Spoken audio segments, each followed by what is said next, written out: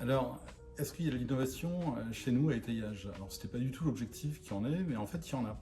Parce que la première, c'est une innovation en fait sociale. On travaille en fait avec des étudiants pour lesquels en fait qui sont des ressources qui sont limitées en fait à quelques dizaines d'heures sur un projet, qui va en compter souvent en fait plusieurs centaines. Alors, comment on va faire travailler donc des ressources justement non pérennes sur un projet pour lequel on doit assurer une qualité en fait constante. Donc tout ça, ça nous a amené une organisation et une forme en fait d'innovation. C'était le premier sujet, cette innovation sociale-là.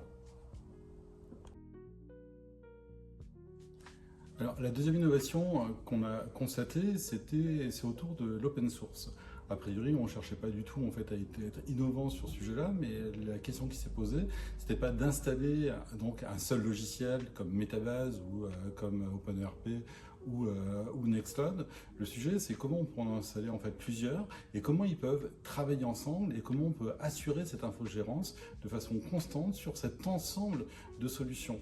Donc il a fallu inventer quelque chose. Justement, aujourd'hui, ça a été l'objet en fait d'un long travail de R&D depuis 2 ans sur ce sujet-là, de manière à pouvoir faciliter cette intégration en fait de logiciels dans un, j'allais pas dire un bloc monolithique, mais en tout cas un ensemble en fait d'applications, donc un bouquet d'applications qui va pouvoir être maintenu de la même manière et qui vont pouvoir communiquer les unes avec les autres. Donc c'est justement l'objet en fait d'OpenBox.